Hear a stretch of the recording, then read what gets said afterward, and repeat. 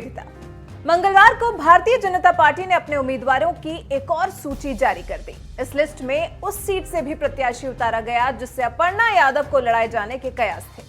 अपर्णा खुद Lucknow cantt seat से ही अपने लिए टिकट की मांग कर रही थी, लेकिन उनकी उम्मीदों पर मानो बीजेपी ने भी पानी फेर दिया और लखनऊ कैंट सीट से प्रदेश के मौजूदा कानून मंत्री ब्रजेश पाठक को मैदान में उतार दिया।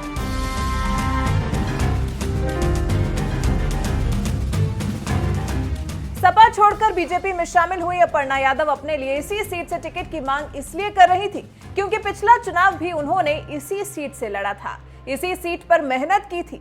हालांकि यहां उन्हें बीजेपी की प्रत्याशी रीता बहुगुणा जोशी के सामने 34,000 वोटों से हार का ही सामना करना पड़ा था।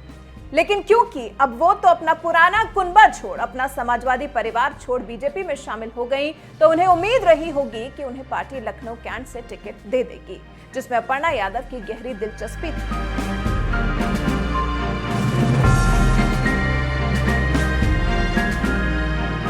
लेकिन बीजेपी इस सीट को लेकर कोई रिस्क लेने के मूड में नहीं थी और क्योंकि अपर्णा सपा छोड़ बीजेपी में शामिल हुई हैं, तो अभी पार्टी को उनके आधार के बारे में ज्यादा जानकारी भी नहीं है।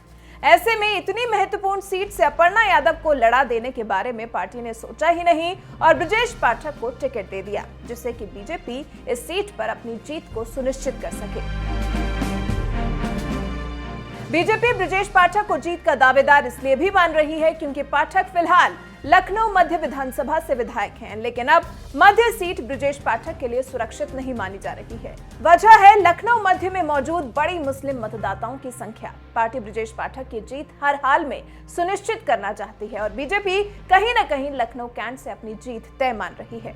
ब्रजेश पाठक ने साल 2017 के यूपी विधानसभा चुनाव के समय बहुजन समाज पार्टी का साथ छोड़ बीजेपी की सदस्यता ली थी। तब से लेकर अब तक बीजेपी में रहकर वो इतना रम चुके हैं और फिर कानून मंत्री जैसा अहम पद संभाल रहे हैं और प्रदेश में बीजेपी के एक बड़े ब्राह्मण चेहरे के तौर पर भी उन्होंने अपनी जगह बनाई है और इस बार निशाना बीजेपी का ब्राह्मणों पर ही है। बीजेपी को ब्राह्मणों को अपने पाले में करना है। लखनऊ कैंट सीट में ब्राह्मणों का वर्चस्व है, जबकि अपर्णा यादव बिष्ट है, जिनकी शादी मुलायम सिंह यादव की दूसरी पत्नी के बेटे प्रतीक यादव से हुई है।